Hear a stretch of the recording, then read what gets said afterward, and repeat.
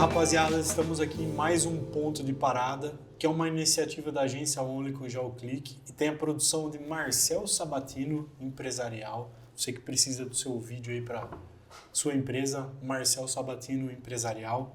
Hoje, com um convidado aqui mais que especial para a gente, ainda mais para mim, que sou um adolescente que viveu muito a noite jauense, escutando Selo Brasil, né? Falar hoje não com o músico, mas com o biólogo. Engenheiro florestal, Amilcar Marcel, o famoso Cecel, que hoje vem para conversar aqui com a gente sobre ESG, a certificação ESG e um pouco do ITGA, que é a empresa que o Cecel montou, hoje é diretor-presidente, e Instituto Técnico de Gestão Ambiental, que faz certificações ESG. Cecel, bem-vindo aí ao Ponto de Parada. Ponto de Parada é um trocadilho que a gente fez com a placa que a gente tem atrás do ponto de ônibus, que é o lugar onde as pessoas se encontram para trocar ideias, pessoas que às vezes nem se conhecem, conversam sobre assuntos aleatórios, e esse é o objetivo do Ponto de Parada. E principalmente para a cidade de Jaú, que é trazer jauenses que estão no mercado de trabalho empreendendo, dando certificação ESG, galera da medicina. Então a gente está trazendo essa galera aqui para a gente trocar uma ideia e ajudar a divulgar e conscientizar sobre os mais diversos assuntos, né? Bem-vindo aí, Cecel, e conta um pouquinho da sua trajetória aí pra gente e valeu por aceitar o convite aí. Legal, César. Eu que agradeço, é uma honra, né? Nós somos amigos de tantos anos. Faz tempo, deixa pra lá, hein? Deixa os anos 90 pra né? E uma honra estar aqui nesse podcast incrível. Acho que essa articulação, essa movimentação dos podcasts, a gente estava conversando aqui antes da gente começar a nossa fala aqui, que a gente tem ouvido demais podcast. Eu viajo bastante, estou ouvindo o tempo inteiro assuntos diversos. Você está no trânsito, você está ouvindo podcast, e é uma forma da gente ir até o ouvinte, né? Até o telespectador, né? E a gente trocar algumas ideias, né? Então, parabéns pela iniciativa. Tamo junto. Essa iniciativa acho que vai de encontro muito com o que a gente busca também como comunicadores, né, formados em comunicação. É um canal, uma oportunidade que a gente teve de trazer e dar voz pro pessoal. É uma coisa não simples, mas acessível de se fazer. Por que não vamos fazer aqui pela agência, né, com os nossos amigos, parceiros e clientes também? E, Cecel, conta pra gente onde começou a função do Cecel ligada à natureza, desde lá de trás, desde o Proterra, né? Conta um pouquinho da sua jornada aí de uma forma resumida, até chegar ao ITGA e esse lance hoje de certificação ESG. Não, olha, excelente essa pergunta, e tem a minha história, obviamente, começa por uma vida, minha família de sítio, de roça, né, de tios, tias, então a gente sempre conviveu nesse mundo. Mas teve um marco que foi muito especial, muito importante, foi no Rock in Rio 1, na propaganda. Eu era pequeno, eu ficava com os meus irmãos mais velhos na sala, janeirão, calor pra caramba, e tinha uma propaganda no Rock in Rio 1 da SOS Mata Atlântica, da Fundação SOS Mata Atlântica, uma ONG brasileira. Ela mostrava uma motosserra cortando a árvore, e a partir do momento que você cortava, jorrava sangue pela árvore. Então já impactante, num impacto. Então assim, foi uma propaganda, uma ferramenta de comunicação que mexeu. Especialmente aquela mexeu comigo, e aquela coisa que você traz de dentro algo ao longo dos anos mais para frente, né? A gente fala assim, olha, alguma coisa parece que te chama para você defender essa causa, né? Que é a causa socioambiental. E aí, nos anos 90, começo dos anos 90, a gente, com os amigos de música, de escola, do instituto onde eu estudei, os meus amigos de skate, que a gente andava de skate e por aí vai, a gente, todo sábado, eu organizava plantios de árvores na beira do Rio Jaú, no Córrego dos Pires. A gente organizava mutirões de coleta de lixo também pela cidade, a gente limpava... Só interrompendo rapidão, para quem é de Jaú, e não lembra, os anos 90, principalmente essa região aqui do entorno do cartódromo ali, não existia árvore na beira do rio, né? Era um descampadão assim e o riozinho passando no meio. Exatamente. Então a gente E a gente morou sempre a vida inteira ali perto. Sim, né? sim. E então com essa rapaziada toda, todo sábado a gente organizava os plantios, os mutirões de plantios. E tá aí a mata ciliar hoje, né? Ao longo do Rio Jaú, da zona urbana toda, plantada por muitas mãos, teve muita gente que plantou, né? Ao longo do tempo. Estamos falando aí de quase 30 anos, né? Exatamente. E então esse movimento fez a gente fundar um grupo. Eu fundei um grupo chamado Grupo Ecológico Pro Terra em 1993 e foi dentro do movimento no pós-Eco 92, que foi a segunda Conferência Mundial do Meio Ambiente, e a gente estava muito empolgado naquele momento de se organizar como cidadãos e fazer ações coletivas para a melhoria do ambiente, né, da cidade. E aí, a partir daí, a gente foi se interagindo, fomos formando os grandes amigos ao longo do tempo, aglutinando pessoas profissionais. Dentro disso, a gente foi, cada um se formar numa área, né? Eu fui fazer engenharia florestal na Exalc, lá em Piracicaba, na USP. A Marina Carboni, grande amiga, foi fazer biologia na Unesp. O Fabiano Antonelli foi fazer geografia. E assim foi. Constituímos aí o Grupo Ecológico Pro Terra, que depois se tornou o Instituto Pro Terra. E aí a gente iniciou uma trajetória aí de proteção e recuperação dos rios e florestas. Show. Uma história que daria para fazer um podcast só da história do Proterra, né? Porque é fantástico ali. A gente lembra, eu sou um pouquinho mais novo que o Cecel, mas a gente lembra desses sábados da galera fazendo movimento, fazendo barulheira. Você estendia convite em todos os eventos que a banda participava, falava bastante. Foi sempre um defensor da causa, né? Eu tenho muito isso na minha... E você falou do Selo Brasil, né? Que aí é um outro lado da minha vida pessoal, profissional, que é a música. Alguns cachês do Selo Brasil a gente destinava para fazer hortas lá na escola de Coral Piragem. Então, era um movimento de pessoas engajados, né, nessa causa. Puta, é fantástico isso, cara. Tipo, a gente depois marca um outro podcast para contar. Inclusive, o Selo Brasil tá fazendo... O documentário. Tá fazendo um documentário, né? A gente vai logo tá com novidade aí. E falando de ESG, né? O assunto aí, acho que da década, né? A gente vem tendo aí... não é uma coisa recente, é uma coisa que foi criada, você vai explicar melhor, né? Inclusive, para quem não conhece, e o que é o ESG e o que essa sigla tem que significado hoje no mundo corporativo, inclusive, né? Saindo do social, mas indo para o corporativo. O que é o ESG e como ele age nas grandes corporações. Então, essa sopa de letrinhas, né? O ESG, então, ela é uma sigla inglesa, Environmental, E, S, Social e G, Governance. E ela é uma ferramenta de gestão focada na sustentabilidade, né? Às vezes a gente confunde muito a palavra ESG com sustentabilidade, que são assuntos distintos, mas eles são correlatos. O ESG é uma ferramenta de gestão para a gente atingir objetivos da sustentabilidade. A sustentabilidade está dentro do ESG também, não necessariamente é só sustentabilidade. Isso, ela tem essas interconexões e relações, né? E esse assunto, como você disse, ele não é novo, ele vem já dos anos 60, a partir do momento onde a gente teve o pós-Segunda Guerra Mundial, a gente teve um grande êxodo rural, as pessoas, o mundo se reconstruindo economicamente, a indústria ela se reconstruindo e também ampliando a sua indústria. No Brasil, a gente tem um grande movimento das pessoas que saem do campo e vai para a cidade, que é o êxodo rural. Para quem estudou geografia e história, a gente lembra disso. E isso começa a gerar um grande impacto nas cidades, né? O ABC, a Baixada Fluminense, o Vale dos Sinos, no Rio Grande do Sul. Você começa a aglutinar pessoas com condições péssimas de moradia, e aí você começa a gerar um monte de problemas de saneamento, né, de esgoto, tanto de esgoto, tratamento de água. É muito interessante essa história a nossa história com a música, né, misturando um pouco tudo aqui. Sim.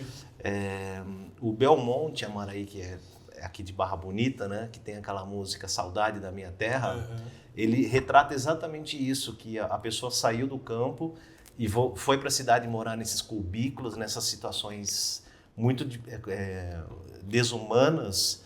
E aí ele na letra, né, depois vocês podem ouvir a letra aí do Belmonte, ele fala exatamente que ele queria lá encontrar o sabiá, o jequitibá, né, aquela coisa toda da letra, que era uma referência ao modo de vida antigo, né?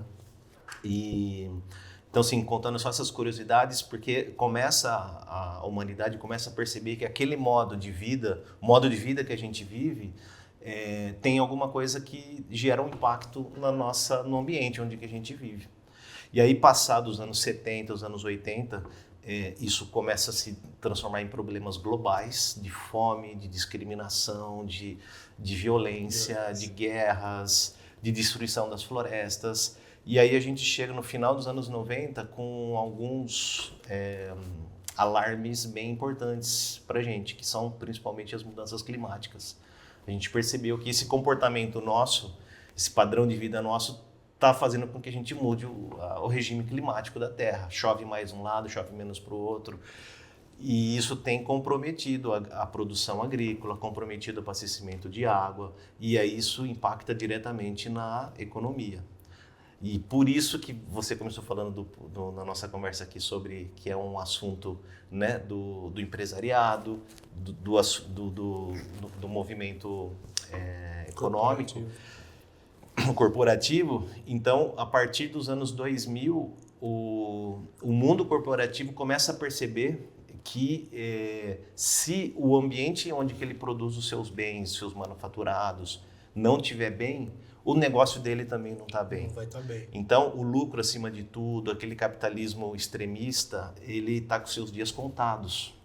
Então, a necessidade das empresas privadas... Literalmente com os dias contados. Exatamente. E, assim, a necessidade das empresas, né, tanto do privado como, e principalmente do público, de fomentar esse equilíbrio na comunidade. Porque se você tem um negócio na cidade, se a sua comunidade ela tem emprego, se ela está equilibrada socialmente, né, com seus indicadores de educação, qualidade do ar, etc., tantos outros indicadores, o seu negócio prospera. A chance de você prosperar é maior e você reverte isso para a comunidade. Então, é uma relação muito íntima entre o equilíbrio social ambiental com a prosperidade dos negócios.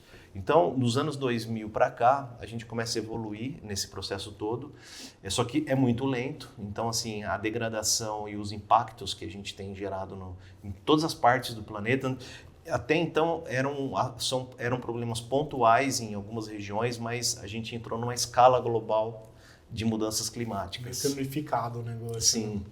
Então, em 2015, a gente teve um marco muito importante, que é o Acordo de Paris, que foi feito dentro de uma COP, que foi lá em Paris. A COP é a Conferência das Partes para as Mudanças Climáticas, porque aí no pós-ECO 92, que foi realizado aqui no Rio, a gente decidiu, né, a humanidade decidiu que a gente se encontra anualmente para discutir as questões do clima.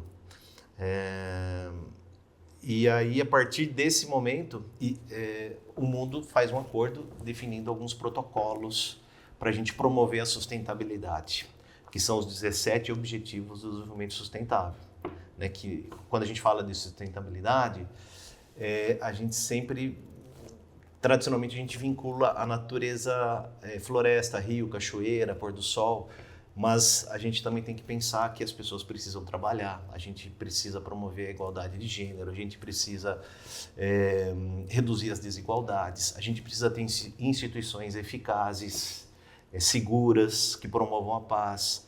A gente precisa ter as parcerias entre as instituições, seja públicas, privadas, privadas com privadas, para a gente promover o bem-estar na comunidade. Então, esse movimento ele começa a crescer. E aí a gente tem a necessidade de ter uma ferramenta de gestão para isso, para ordenar e para a gente ter metodologias. E aí o mercado financeiro, que já é muito interessado nesse tema por conta do próprio negócio, né, as grandes companhias do mundo, elas já sabem que se se tiver um caos social, político na sua localidade de produção, o seu negócio vai junto, né? Entra nessa problemática. Então, as grandes empresas elas estão engajadas nessa busca e isso desencadeia para toda a cadeia de valor, né? Que a gente chama de cadeia de custódia, né? Que é desde de quem produz, o fornecedor que fornece peça para o grande e assim vai, né? Toda a cadeia. Então, esse movimento tem vindo das grandes empresas para as médias e pequenas e onde que chega aonde nós estamos, né? Por exemplo, aqui no interior de São Paulo, onde que nós temos muitas empresas pequenas e médias. Para ser mais exato, no Brasil são 98% das empresas brasileiras são pequenas e médias, né? Então, é uma demanda da gente implantar um sistema de gestão que pensa no tema da sustentabilidade. Então, esse é o mote. É o mote. E falando dessas empresas, né, hoje em dia, 2025, janeiro de 2025, para quem está assistindo a gente no futuro, estamos em janeiro de 2025. Uma empresa que adota uma certificação ESG ou se interessa, quais são os benefícios para ela? Começando o assunto com essa pergunta, né? Como ela é beneficiada? A gente falou que tipo, se todo o entorno entrar no caos, ela entra junto, mas falando na parte de certificação mesmo, de quais os benefícios que uma empresa hoje tem em adotar o ESG. É interessante, importante a gente marcar o tempo, né? 2025, porque quem nos ouviu assistir em 2026 já, muito daqui a pouco, muitas coisas 2027, mudaram, 2028, muitas coisas vão mudar e vocês vão poder até comparar, né? Porque esse é um assunto que está em ebulição, em constante evolução, porque é um assunto novo, né? Um assunto onde que ainda o empresariado está tentando entender o que significa isso. E o que a gente vem falando para os empresários e prestando assessoria, consultoria nesse sentido é de que o tema ESG tem que ser um tema do plano de negócios, tem que fazer parte do plano estratégico da empresa, porque você tem uma movimentação no mundo onde que o consumidor, que é o nosso principal cliente, né, sejam eles de qual setor, ele tem uma necessidade e ele está exigindo isso. Está clamando por isso. Está clamada por isso. E a gente tem uma geração, especialmente agora, nascidas do anos 2000 para cá, que ela já vem no DNA, parece, dela, essa necessidade de a gente promover. Ela vai consumir o seu produto se o seu produto não tiver trabalho escravo, infantil, se você não gerar poluição no rio, na atmosfera. Isso são números incríveis que fazem com que as empresas comecem a se atentar nesse tema. E aí, para isso, como é uma ferramenta de gestão, o ESG, a gente precisa de algumas normatizações. E cada país está normatizando da sua maneira. Por exemplo, as empresas que exportam para a Europa, elas já sabem do que eu estou falando aqui, porque a Europa ela tem uma lei, a Comunidade Europeia tem uma lei que ela só aceita produtos se você tiver um sistema ESG implantado na sua... Isso faz parte até de uma pergunta que eu ia fazer, mas pode... Então, assim, pensando nos benefícios, entrando um pouquinho, depois a gente mistura as perguntas. Bate-papo aí, a gente vai... E no caso Brasil, a gente também está avançando nesse assunto. Por exemplo, o Bacen, né, que é o Banco Central, ele em 2021, então nós estamos falando, é muito recente, ela lança sua primeira normativa sobre projetos de sustentabilidade no Brasil, dentro das empresas, favorecendo com melhores taxas de financiamento, etc. e tal. O próprio Banco Central ele mobiliza toda a rede monetária brasileira para incentivar projetos de sustentabilidade com juros e taxas muito mais baixas do que o normal. Você tem aí normas, então a ABNT, que é a Associação Brasileira de Normas Técnicas, ela já lançou uma recomendação, que é a PR 2030, dizendo como é que uma empresa tem que implantar um ESG dentro do seu negócio. E outros mecanismos, o Conselho Imobiliário, né, o Conselho de Valor Imobiliário Nacional, ele que define aí as taxas no Brasil, ele já define isso, né? Então a empresa, hoje as empresas públicas, todas elas têm que ter na sua gestão, junto com o seu balanço financeiro, o seu relatório fiscal anual, o relatório de sustentabilidade. Até 2026, então aí na borda. as empresas de capital aberto que têm seu capital na Bolsa de Valores no Brasil, elas vão ter que, juntamente com o balanço fiscal, ter o relatório de sustentabilidade. 2027, as outras empresas também. Então, virando tipo um ISO. É uma ISO, assim. Tirar um certificado. É uma normatização. Para você funcionar, você precisa seguir isso. Então, os benefícios vão desde benefícios de monetários do ponto de vista de acessar taxas de bancos, tributos, etc. Você tem uma colagem e um aumento da reputação da sua empresa, porque o consumidor está procurando esse tipo de negócio. Por exemplo, se você for num supermercado, tem uma pesquisa recente da revista Exame, que 68% dos consumidores eles estão olhando o que está escrito na embalagem. Se ela tem, tanto do ponto de vista nutricional, como da origem do seu produto. Então, os selos que vêm agregado nas embalagens e nos serviços têm dado legitimidade ao seu produto. Então, um processo de ESG, ele legitima, ele dá credibilidade. Ele participa, por exemplo, quem tem empresa que participa de licitações públicas, a gente tem uma nova lei de licitações que foi aprovada em 2021 e foi regulamentada em 2024. Então nós estamos aqui, ela tem um capítulo só sobre sustentabilidade como item de desempate na licitação, né? Então poderíamos aqui ficar um tempão falando, né, de concorrência, de gestão dos riscos. Então, é uma lista enorme de benefícios. Tem que estar no DNA da empresa. Tem que estar no DNA. Hoje acho que é impossível você pensar um modelo de negócio sem colocar isso, né? Isso.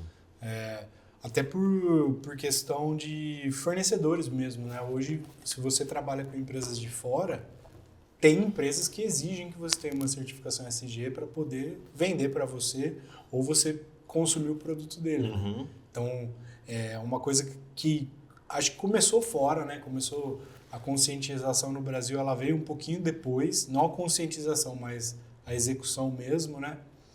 E hoje, quais são os principais desafios para uma empresa que quer partir para uma certificação ESG? Bom, o principal desafio é ela furar a bolha e entender essa necessidade do mundo moderno. Não esperar alguém bater na porta e falar, eu só vou comprar do você se você tiver. Sim. Que é o que acontece muito, né? Sim, assim, isso que você falou da cadeia de suprimentos, de valores, né? Um grupo muito importante dos nossos clientes do ITGA é para atender justamente essa demanda que vem de montadoras, que vem o setor calçadista, por exemplo, que fornece para grandes marcas. Essas grandes marcas já estão orientando ou até exigindo que a sua produção local tenha um sistema ESG implantado. E aí a gente dá esse suporte para as empresas. Mas um primeiro desafio é a gente entender isso. E aí o que você comentou no meio da nossa conversa, que é o assunto da década, eu estendo que é o assunto do século. Porque a gente está vivendo hoje, César, a sexta onda de inovação, que é a sustentabilidade. A gente vive as outras 5 em conjunto. Elas convivem. Só que as 5 eram mais robustas e agora chegou a sexta para abraçar todas essas outras. Né? A sustentabilidade é a sexta onda de inovação. O que é uma onda de inovação? Assim, são movimentos, especialmente do capital, onde que o próprio capital Dá para fazer uns 4, 5 podcasts para falar sobre esse assunto, mas o capital, ele é vivo a partir do momento que ele é dinâmico, ele não é parado. Então, a primeira onda de inovação que a gente teve foi a Revolução Industrial, lá para os anos de 1730, 40, na Europa, onde que você muda o comportamento feudalístico, né, que as pessoas tinham. A gente sai ali de uma era e a gente entra numa nova era. Depois, a descoberta, né, e a invenção das máquinas a vapor, que foi a segunda onda de inovação, que você tinha que ir de cavalo para um lado para o outro, de repente tem uma máquina, um trem, né? Levando e trazendo. Depois foi a eletricidade, da noite para o dia, assim, em modo de dizer, né? Nós estamos falando de algumas décadas. Você acende, uma energia elétrica chega na sua casa e você consegue refrigerar a sua carne, o seu leite, coisas que você tinha que deixar na banha de porco, né? Ou consumir no dia. Depois nós tivemos a quarta onda, que foi a produção em massa, a produção em escala, né? Aí o Charlie Chaplin tem um filme clássico, dele, Tempos Modernos, né? Exatamente, que ele faz uma crítica a esse modo de produção. Recentemente, a gente é fruto aqui da quinta onda, aqui no podcast, que é a comunicação e tecnologia. Né? E a gente que estava falando nos anos 90, a gente ouvia disco, né? Vitrola. Rádio no radinho. No radinho, a gente mandava carta para as nossas paqueras, né, da época, namoradas, para os parentes, mandava cartão de Natal pelo correio. Ficha. Um parente que ia fazer um intercâmbio, você ficava 1 ano sem conversar. Isso. Mas conversava com o tio, ele conversou com ele no final de semana por telefone. Exatamente. Hoje para quem usava o telefone, era a fichinha da Telesp, no caso nosso aqui, do estado de São Paulo, né? Enfim, e a gente mudou rapidamente tudo isso, né? A tecnologia permite a gente ter uma interação incrível, né, com os 4 cantos do mundo. E, em fruto dessas discussões todas que eu comentei lá dos anos 60, 70, 80, a sustentabilidade ela vem como uma sexta onda, porque como é o capital que movimenta as ondas de inovação, ela vem como um movimento de suprir a vida e a saúde econômica das empresas para ter vida longa. Todas essas ondas, elas, querendo ou não, elas consomem muito do nosso planeta. Né? Uhum. Tanto a revolução industrial como a tecnológica. Hoje as empresas falam de inteligência artificial e tal, mas você pegar para analisar o funcionamento de uma inteligência artificial, o quanto que isso consome de energia elétrica, é surreal também. É uma coisa que deve ser pensada com... Até as próprias empresas de inteligência artificial primeiro estão pensando em como suprir tudo isso que está sendo consumido. Né? Isso é uma coisa muito interessante também. Mas pode continuar. Não, eu acho que é justamente isso, né? E a sexta onda, que é a onda da sustentabilidade, que vai para esse século XXI e um pouco mais ainda para o século XXII, porque ela vem não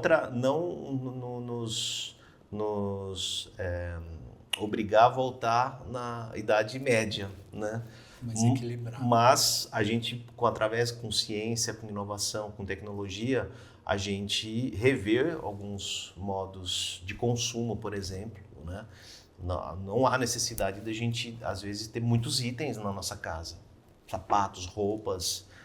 Eu sei que isso é um tema polêmico, mas é real mesmo. Mas é importante a gente começar a refletir sobre essas coisas. Ela vem trazer inovações como a energia fotovoltaica, por exemplo, de você rever a forma como você gera a energia no mundo, ou os carros elétricos híbridos, por exemplo, o próprio etanol, né, que a gente vive numa região... Para a gente é uma coisa normal já, sim. Mas não o próprio etanol, a própria tecnologia de produção do etanol, ela está assim, avançando demais, né? os canaviais de 2025, eles são muito menos impactantes do que foram em 2000 e há 10, 5 anos atrás. A gente viveu a fase do canavial aqui na nossa região, que tinha dia que você não conseguia sair de casa. Sim. O fogo, pelo né? impacto que tinha. Então, assim, isso tudo está mudando, né? E aí o que promove essa mudança é a inovação chamada sustentabilidade. Então, esse próprio podcast, acho que 5 anos atrás seria impensável. Impensável. A gente está aqui Você conversando. tem que ter um estúdio de rádio e gravar num CD e distribuir CD para galera escutar, ou ter um canal de transmissão. Porque a evolução ela é muito rápida, né, Cecel? Ela é muito, tanto tecnológica como da comunicação em si, né? A comunicação ela vai se renovando aí a cada 3 meses aí você tem novidades, você tem até os podcasts mesmo, eles começaram só como áudio, hoje você já tem podcast, que são os videocasts, né? Como a gente está fazendo hoje, além de ter o áudio, tem a parte de vídeo. Por quê? Porque a gente tem a possibilidade de ilustrar o que a gente está conversando. Por exemplo, no nosso podcast aqui está falando de Revolução Industrial, eu posso ilustrar com imagens da Revolução Industrial enquanto a pessoa está assistindo. Deixar didático, dinâmico. Exato. Né? Parece óbvio, mas não é tão óbvio. Eu até brinco, quando a gente lançou o Geoclique aqui em Jaú, foi em 96, 97, a gente ia tirar foto das pessoas na balada, você tirava a foto e mostrava a foto, a pessoa assustava. Falava, como assim? A foto já está aí. Isso hoje já é uma coisa tão óbvia. É produto, né? da quinta onda, né? É. Da tecnologia e comunicação. E é uma coisa tão óbvia que hoje quem nasce não imagina que a gente tinha que escolher o filme de 16:32 ou... Lembra? Era o filme que você tinha para tirar foto e era aquilo, saiu com o olho fechado, dane-se. É o que tem. E estamos falando aí de uma coisa de pouquíssimo tempo, né? E eu acho que quanto mais as evoluções, o tempo passa, as evoluções vão sendo mais rápidas também. Com certeza. E a sexta onda, né, da sustentabilidade, ela vem como vamos dizer assim, uma luz no fim do túnel para a gente promover, eu estou lendo aqui na sua tatuagem, paz, amor e empatia, né? E é um dos princípios da sustentabilidade.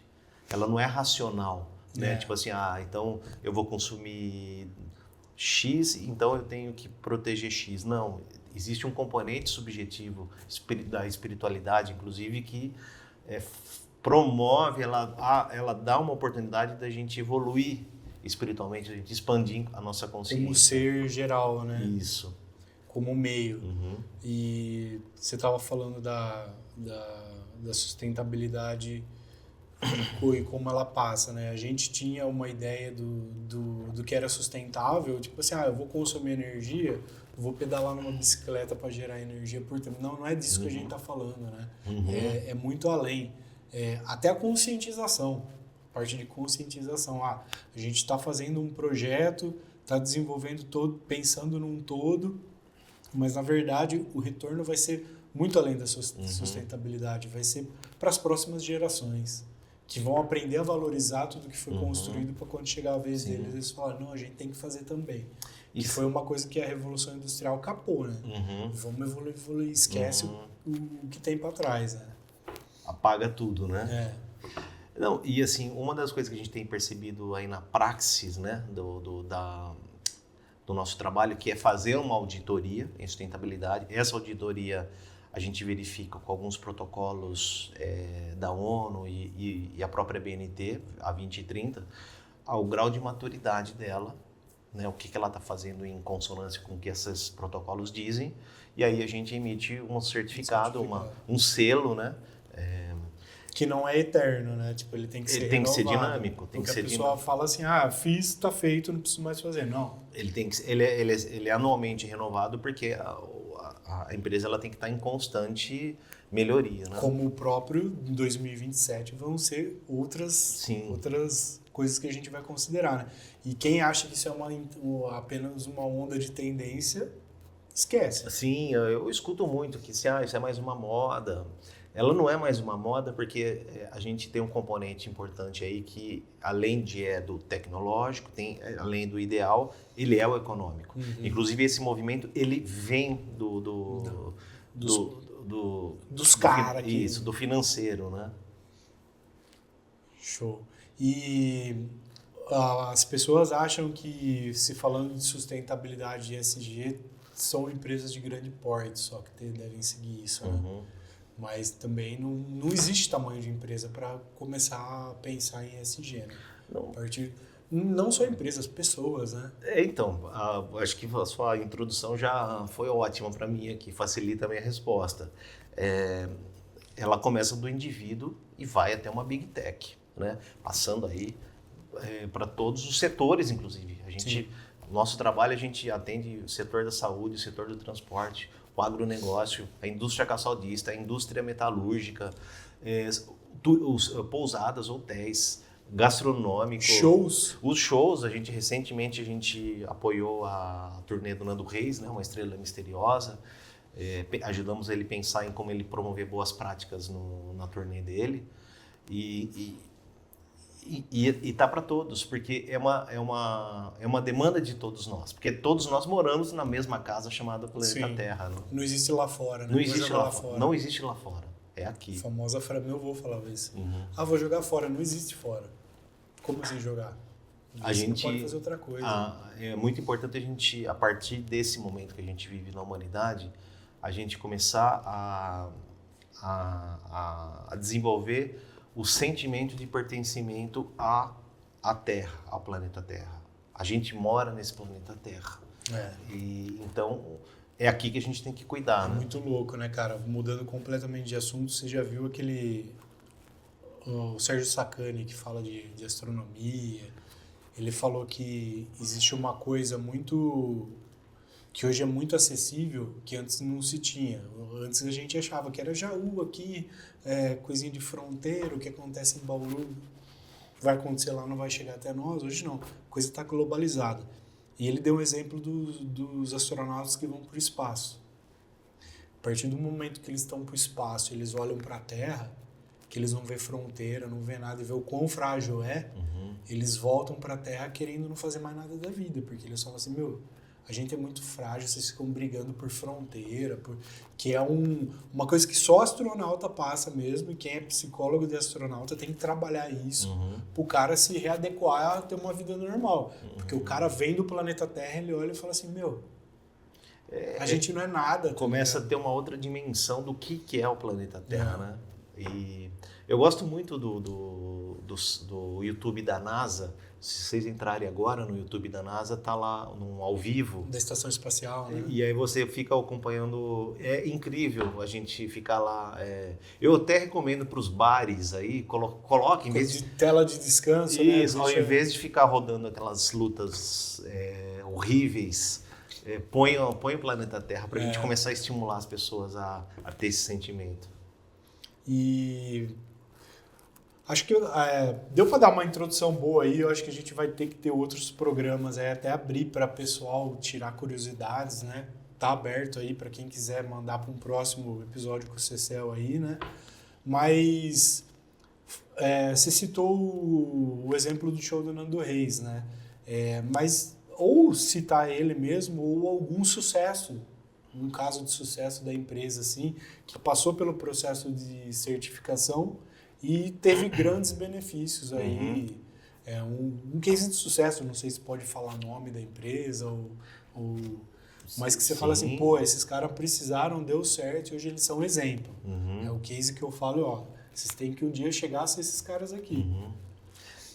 Sim, são vários. São todos, na verdade, né? Tipo, para quem faz certificação. Vou mencionar 2 aqui, ou 3, né? Um deles é a Nacional Ossos, que é uma empresa de Jaú. O Paulinho da Fabi. E isso, eles já têm uma mente muito aberta para essas novas tendências, e isso facilitou muito o negócio deles na Europa, né? Então a gente presta uma assessoria para eles para eles estarem melhorando cada dia mais a incorporação. Então, isso abriu negócios para eles, né? Os clientes deles, compradores na Europa, escolheram eles como fornecedores por eles terem um sistema ESG, uma certificação, uma auditoria em sustentabilidade implantada. O Paulinho, ele conta que ele foi chamado numa reunião que tinha fornecedores do mundo inteiro de um comprador na Suíça, e o comprador da Suíça falou assim, olha, eu quero vocês, porque vocês têm isso. Então, o impacto que gera isso na empresa, econômico, né? Vamos falando só nessa parte, é incrível. Porque você fideliza um cliente, você abre portas para novos negócios, né? E não foi aquele negócio que normalmente acontece, que é corriqueiro, que a gente tem que mudar a mentalidade. Não é porque eu vou tentar entrar na Europa que eu vou tirar porque eu vou tentar entrar lá. Não, já tira, porque, surpresa grata. Você apresentou entre tantos, o seu diferencial foi esse, né? Faz parte do DNA da empresa. Né? A gente tem o pessoal aqui aí saindo do setor da indústria, indo para o campo, né, para o agronegócio, o pessoal aqui da Fazenda Tapeirão, né, que é aqui em Brotas, a gente também desenvolve esse trabalho lá. E eles, o proprietário, né, ali do grupo, ele estava com grande dificuldade de vender o café dele. Um dos produtos deles é o coffee arábica, né, que é uma qualidade de café. E a partir do momento da auditoria, da certificação, ele botou 100% na Bélgica o café dele. Embarcou aqui no Porto de Santos e foi embora, né? Nossa. Porque isso tem a ver com a cadeia de custódia, né? Hoje a Europa é, assim, falando em maturidade, é o continente mais exigente. Sim, a Europa sim, e tem um porquê disso também, né? A gente não pode, todos nós somos seres humanos, né? Nenhum ser humano é mais evoluído do que o outro, né? Mas a Europa, ela passou por algumas coisas antigas, né? Desde da Idade Média, aquelas histórias que a gente... É o berço da humanidade. É o berço da humanidade, mas no século XX, a Primeira Guerra Mundial e a Segunda Guerra Mundial, que aconteceram essencialmente na Europa, isso mudou completamente a percepção das pessoas com relação às relações humanas, a necessidade de você ter água e comida na sua casa, de você ter um aquecimento para você não congelar no inverno. Então, tudo isso fez com que o europeu se sensibilizasse mais para você ter algo mais equilibrado, não tanto, você não ter extremos, tipo assim, um dia eu tô comendo, daqui a um mês eu não tenho o que comer na minha casa, né? Então, a Europa, por conta disso, ela tá alguns passos na nossa frente. Por conta da dor, né? Por conta da dor. E que a gente não espera a dor chegar aqui para ter essa consciência, né? Mas é legal. Mais algum caso aí? Você falou... Sim, outro caso jauense, né? A Ecotap, do Maurício. O Maurício, ele é uma empresa certificada também e ele produz... O negócio dele já é ESG, né? Então, assim, quando a gente começa a trazer essa dimensão para a empresa, ela começa a entender isso, ela começa a encarnar nela, né? E o negócio... Começa até a ter mais propósito, né? Tem mais propósito, porque ele recicla uma série de materiais para fazer o tapete automotivo. E aí esse tapete, ele é melhor aceito para as montadoras, para os grandes negócios. Ele já saiu nessas... revistas especializadas. Ele tem ampliado o mercado dele no Mercosul, especialmente aqui, né, no Mercosul, por conta dessa chancela. E aí isso se fortalece muito, porque o Mercosul, ele acabou de fazer um acordo com a Europa, com a União Europeia, né, que a gente acompanhou aí. Sim. Uma novela de quase 20 anos, né, 2024 é assinado. Então, assim, para você produzir e ter relações com a Europa, você também vai ter que ter esses mecanismos. Show. E do Nando Reis, acho que é legal você falar um pouquinho desse desafio aí. Nando Reis, todo mundo brincava, né? Nando Reis é jauense, tá? Nando tem raízes aqui em Jaú, o pai dele era jauense, ele tem uma fazenda aqui na nossa região. E de encontro, calhou de que ele conheceu nós aqui da Only durante a pandemia. Precisava entrar em transmissões ao vivo, ele acabou acabou virando amigo da gente, e aí o Cecel também acabou conhecendo, ele começou a se envolver mais aqui com a cidade de Jaú, né? Com ações que aconteciam aqui, inclusive com o pessoal da Caçambaria, com a Escola Waldorf em Jaú, e Aí calhou do Cecel entrar em contato com o Nando entrar em contato com o Cecel por conta da nova turnê que ele ia fazer. Aí o resto você conta pra gente aí o que aconteceu. São esses encontros de magnetismo, né, que vão aproximando as pessoas, né? E o Nando, assim, ele não tinha claro que ele ia incorporar como pilar da turnê dele o tema da sustentabilidade, mas nós somos amigos do Theo, né, que toca, um cara fantástico, que é filho do Nando, que toca a fazenda aqui em Jaú. A gente, num pôr do sol aí, a gente, lá na fazenda, a gente conversando, eu fui mostrando para o Nando a dimensão de que é o ESG, que é a sustentabilidade, e a importância dele como artista, pela notoriedade que ele tem, ele capilarizar isso no Brasil e no mundo, né? E aí ele topou, mas ele falou assim, cara, eu não tenho muita experiência, eu sou músico, né? A minha vida é focada nisso, preciso que você me ajude. Então a gente ficou 1 ano e meio construindo a proposta do show. Que não é da noite pro dia, como o pessoal acha, né? A gente ficou 1 ano e meio conversando junto com o Theo, junto com o Diogo Damasceno, que é o empresário do Nando, que cuida da gestão, né, dos shows.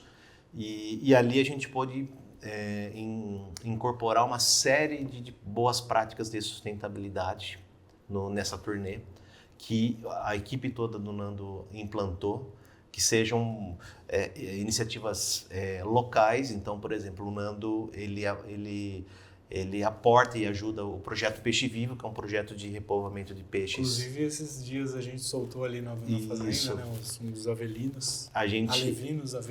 Alevinos, né, são os filhotinhos de peixe. A gente propôs para ele se engajar com ações de solidariedade com o Hospital Moral Carvalho. Então a gente criou um projeto chamado Relicário de Canções, onde que os músicos de Jaú podem se voluntariar e tocar para os pacientes e familiares lá no hospital. Nos shows ele contratou uma equipe especialista para pensar na acessibilidade, né, do mudo, do surdo, do cadeirante, e com um cuidado muito especial, né, para eles. E uma série de outros. Isso foi transformando, né? Foi transformando ele, e ele começa a se empoderar desse conceito, né? E está levando para o Brasil, para o mundo, né? A próxima rodada da turnê dele, que acho que vai ser no segundo semestre de 2025. E fora, ele vai continuar com esse projeto, né? E reforçar algumas coisas. Funcionaram muito bem, outras nem tanto. Isso faz parte de um processo, né, de aprendizado. Vai adequando, ou substitui por outro. Sim. Né? Isso é hoje para quem quiser começar gostei do assunto, não sabia que existia, quero começar. Como que eles fazem para entrar em contato com o TGA? Bom, a gente tem um site, né? www.itga.com.br. Vai estar aparecendo aí na descrição, no vídeo, então tranquilo. Esse site foi desenvolvido pela Only, inclusive, e somos parceiros nessa caminhada, né? Que ajudou a ITGA a constituir sua identidade visual. Passamos por um processo profundo, né? Para ter gente ter tudo isso. Foi muito legal, a gente aprendeu muito também. E então, pelo site, a gente tem várias unidades de negócio. Uma delas é auditoria e certificação ESG, e ali tem os contatos, tem as formas da gente poder se comunicar. E como foi falado, não interessa o porte da empresa. Você está pensando em abrir uma empresa, você já tem uma empresa estabelecida, quer se inteirar sobre o assunto, vá que vai ser necessário, mais cedo ou mais tarde. Né? Com certeza. Cara, acho que é isso. Mais alguma consideração? Agenda de shows? Eu quero só agradecer vocês pelo poder compartilhar, porque vocês perceberam na nossa conversa que esse é um assunto humanitário, né? Muito amplo também. É super amplo. É um assunto de humanidade, de futuro da humanidade, do planeta. Então, quanto mais a gente conversa com as pessoas, a gente fala dessas ideias, que não são ideias do ITGA e do CCEL. Nós estamos conectados com o mundo, a gente está no mesmo processo, no mesmo movimento. Então, quanto mais pessoas se engajem nessas ideias, a gente vai ter melhores resultados. Né? Show. A gente marca um próximo para daqui 45 dias, porque daí com certeza vão ter coisas novas para serem faladas aí. Brigadão. Consultem aí os canais do ITGA, do CCL também. Selo Brasil também, logo o documentário aí no ar. E não se esqueça de seguir o Ponto de Parada nas redes sociais, que ali a gente vai propagar tudo que é de legal, de jauense, pessoas nascidas, criadas, estabelecidas em Jaú e que estão fazendo a diferença aí no mundo. Valeu, Cecel. Até a próxima. César. Obrigado. E até a próxima parada.